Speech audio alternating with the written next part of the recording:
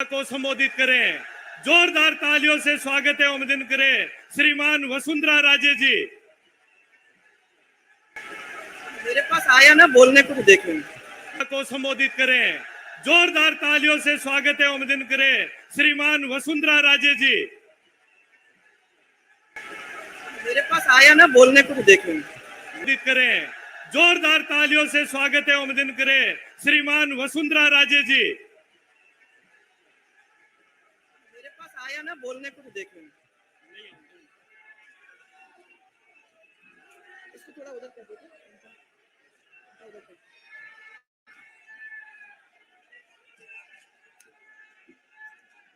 नाम भैया मेरे साथ जोरदार दोनों मुट्ठी ऊपर करके, आप हाथ ऊपर करके दोनों जोरदार बोलो मेरे साथ। गोगा जी महाराज की, जोर से गोगा जी महाराज की।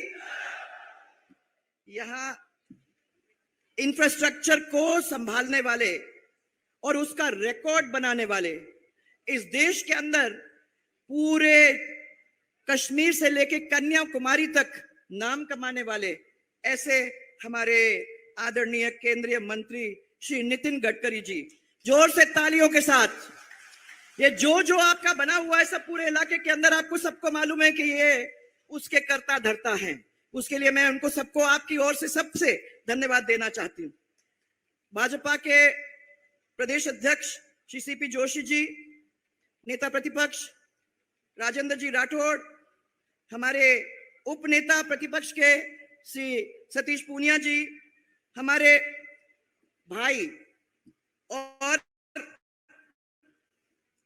अच्छा काम करने वाले साथ चलने वाले सांसद श्री राहुल जी कसवा, निहाल जी मेघवाल, सुमेधानंद जी आदरणीय हमारे, और बालकानंद जी, नरेंद्र जी खींचड़, और यात्रा के संयोजक सीआर साहब, हमारे साथ हाउस में जो विधायक बंधु गुरदीप शापणी जी, धर्मेंद्र मोची जी, अभिषेक महर्षि जी, बिहारी जी, संतोष बावरी जी, मंजीत चौधरी जी, सुमित गोदारा जी और राम प्रताप कासनिया जी, पूर्व मंत्री जो अभी अभी पार्टी में वापस आए हैं डॉक्टर सुभाष मेरिया जी और डॉक्टर राम प्रताप जी, हमारे साथ में इस क्षेत्र के दोनों पूर्व विधायक जिन्होंने कोई भी काम में कोई कोर कसर नहीं छोड़ी और हमारे दाएं और बाएं रहे हमेशा, श्री अभिषेक मटोरिया और श्री संजीव बेनीवाल जी।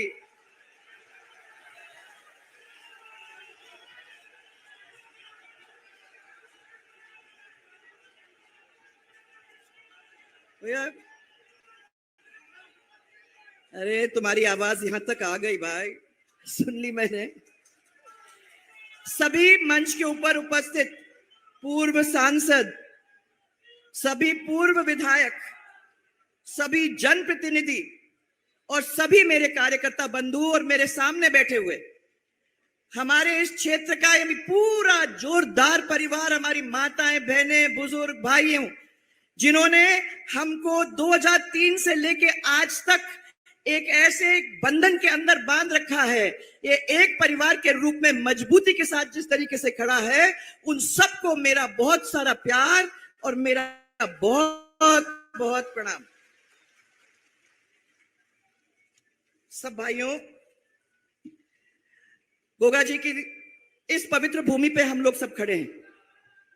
आप लोगों ने गोगा जी का क्या मंदिर था और आज हमारी सरकार ने आप लोगों के सहयोग के साथ उसको कैसे बना के छोड़ दिया है, वो आप सबके सामने है। 20 करोड़ की लागत से एक सुंदर सुंदर मंदिर आपके सामने है। और आप जो मेरे को तब कहा करते थे कि दूर दूर से लोग आते हैं, 5 प्रदेश से लोग इस प्रदेश के अंदर आते हैं, यहाँ दर्शन करते हैं और हम लोगों को नीचे देखना नहीं है, एक ऐसा भव्य और सुंदर मंदिर यहाँ बना के रख दो ताकि जब 5 प्रदेश के लोग बाहर से आएंगे तो हमारी सबकी इज्जत उसके साथ भी बनेगी। आज वो मंदिर आपके सामने खड़ा है, पर मैं मानती हूं कि जो मास्टर प्लान में अपन ने बनाया था उसको पूरा करना था। अगर वो पूरा कर देते तो धर्मशाला, गोठशाला, ये सब चीजें आपकी वहां बन जाती, गौशाला, ये सब लग जाता। परंतु 5 साल निकलने को हो रहे हैं और इस अशोक गहलोत सरकार ने इतने बड़े काम के ऊपर ध्यान न देते हुए, जैसे था जब सरकार गई वैसे ही आज उसको छोड़ के रखा है। इस अवसर पर मैं आपको याद दिलाना चाहती हूं कि गोगा जी के सामने 36 के 36 कौम आके ढोक दे के जाते हैं। उनके सामने सब धर्म, सब जाति एक हैं और वो सबके दुख को हरने का काम करते हैं। यह है गोगा जी का महत्व और उनके दर्शन करने में हम लोग अपने सब दुख और दर्द छोड़ के चले जाते हैं। आज इसी अवसर पर मैं आदरणीय गडकरी जी, हमारे माननीय केंद्रीय सड़क और परिवहन मंत्री श्री नितिन गडकरी जी को यहाँ आप सबकी ओर से स्वागत करना चाहती हूँ, बहुत बहुत जोरदार तरीके से स्वागत करना चाहती हूँ। इन्होंने देश के अंदर तेजी से सड़क बनाई है और उनसे ये कहा, उनके बारे में आजकल ये कहा जाता है कि ये थकते नहीं है, ये एक विकास पुरुष के नाम से जाने जाते हैं। और हमने तो खुद के 5 साल में देखा है, उनके नेतृत्व में हमारे एक सड़क का नेटवर्क ऑलमोस्ट, इसको बोलते हैं 60% दुनिया के में अमेरिका के बाद दूसरा स्थान पर पहुंच गया है। ये कितनी बड़ी बात है। और मैं आपको यह भी कहना चाहती हूं कि इनके साथ साथ आज आपके 2024 के अंदर जिस तरीके सड़क का काम चल रहा है वो अमेरिका के बराबर हम लोग आ जाएंगे। और राष्ट्रीय राजमार्ग के निर्माण में राजस्थान 8वें स्थान पर था, परंतु इनकी वजह से राजस्थान पहले स्थान पर आज आके रह गया। उनको मैं धन्यवाद देना चाहती हूँ कि उन्होंने कभी नाई नहीं किया, मांगा तो दिया, नहीं मांगा तो भी दिया। एक ऐसे मंत्री है वो। और 7 सिंचाई की योजनाएं हम में गई थी उनके पास, डॉक्टर राम प्रताप जी थे मंत्री उस समय, उनको लेके गई थी, राहुल जी को लेके गई थी, सांसद थे, और तीनों जन हम लोग जब गए थे तो उन्होंने मेरे को ये कहा था कि जो 7 सिंचाई की योजना है, पेयजल की योजना है, चाहे हरियाणा के साथ हो, यूपी के साथ हो, जो भी प्रॉब्लम्स हैं उनको बैठ कर हम लोग सॉल्व कर देंगे। और बहुत हद तक उन्होंने उसको सॉल्व करने का काम भी किया था। मैं आपको फिर से उसके लिए धन्यवाद देना चाहती हूँ। इसीलिए ऐसे मंत्री के लिए तो मैं समझती हूँ ताली का, मैं जोर जोर से ताली बजाकर उनका स्वागत करना मैं समझती हूँ कि बहुत बड़ी बात रहेगी। पर हमारे यहाँ भाई साहब, मैं आपका ध्यान आकर्षित करना चाहूंगी, हमारे यहाँ बहुत सारी और भी मुसीबतें हैं। यहाँ के लोग पूरे देश का पेट भरने में सहायता देते हैं और प्रधानमंत्री जी ने जो बड़े बड़े काम वहां किए हैं, जैसे किसान सम्मान निधि की योजना, प्रतिवर्ष 6,000 रुपए सबके बैंक अकाउंट में डालने का काम, उन्होंने विभिन्न योजनाओं के साथ किसान की आय को दुगनी बनाने का काम करने की कोशिश की है। एक तो मोदी जी एक तरफ और दूसरी तरफ उन्होंने जो मान रखा है वो दूसरी तरफ अशोक गहलोत, जिन्होंने और जिनके राज्य में कितने सारे किसानों ने अब आत्महत्या कर दी है वो आप लोग सबको मालूम है। मैं आपको ये बताना चाहूंगी कि करीबन 4 दर्जन ऐसे लोग हैं जिनने इनकी वजह से और इनकी स्कीम्स की वजह से और नाकामयाबी की वजह से एक अपनी जिंदगी को खो बैठे हैं।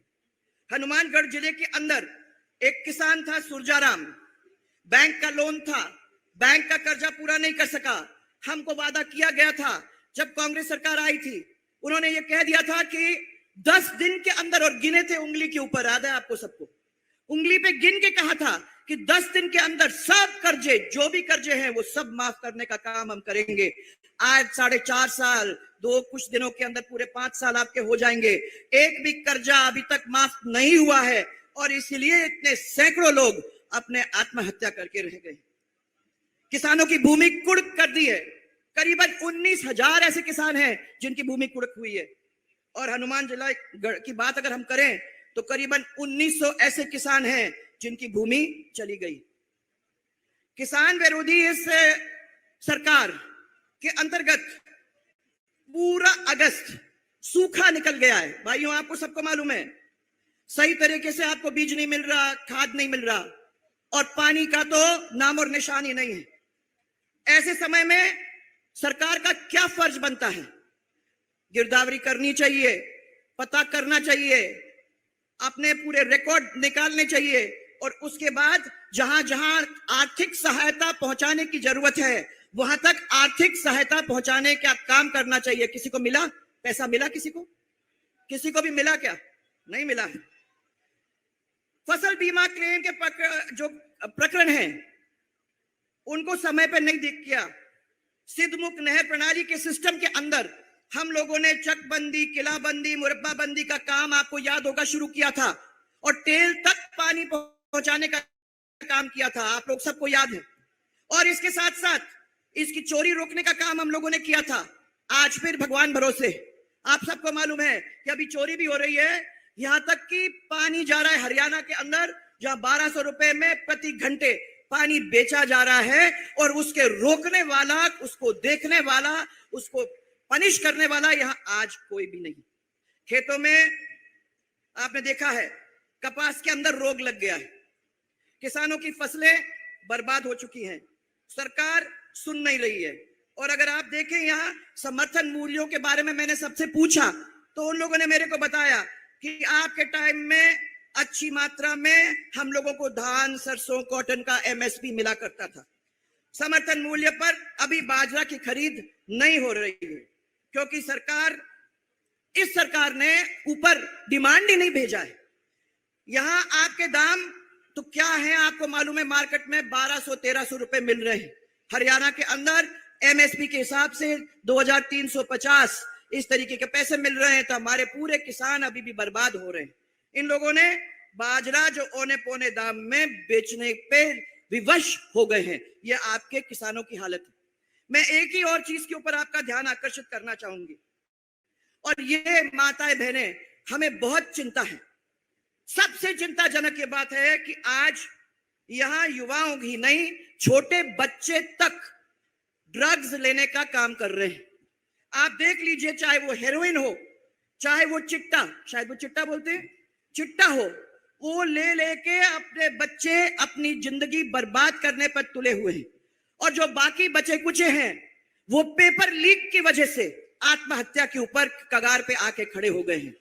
किसी को सरकार पूछ नहीं रही है, किसी को सरकार मदद नहीं कर रही है।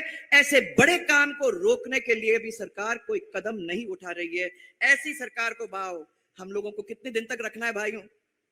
हमारी सरकार ने 20 करोड़ की लागत तो गोगा मेडी का मंदिर बनाया, 145 करोड़ की लागत से रावतसर नोहर भादरा सड़क, नोहर भादरा क्षेत्र के अंदर 12 रेलवे अंडरब्रिज और ओवरब्रिज। और मैं भाई साहब से यही पूछना चाह रही हूँ कि राहुल कसवा जी से और यहाँ के लोगों से कि अगर थोड़े से ओवरब्रिज भी अपने को या अंडरब्रिज भी अपने को मिल जाते हैं तो मैं समझती हूँ कि आगे चल के हमको हमारे क्षेत्र के अंदर लोगों को थोड़ा सा मदद मिल जाएगी।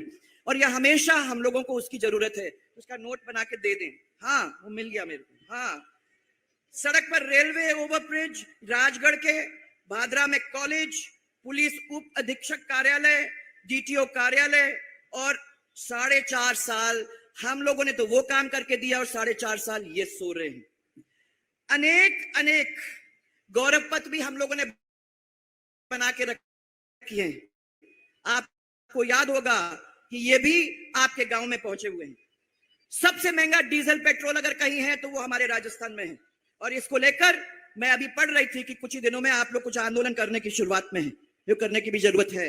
पर आज मैं तो इतना ही कहना चाहूंगी कि भाई साहब, आप अपने ऐसे क्षेत्र में आए हो, सब प्रेमी हैं, सब आपके हैं, आपने जो काम किया है उसको पूरी तरह से वो जहन में रखे हुए हैं और याद करते हैं। और इसीलिए आपका यहाँ ढेरों स्वागत, दिलों से स्वागत। और मुझे ये विश्वास है कि आने वाले समय के अंदर मोदी जी के हाथ को हम लोग मजबूत करेंगे, कमल के फूल पर खिलाएंगे और जोरदार तरीके से भारतीय जनता पार्टी को यहाँ लाने का काम करेंगे।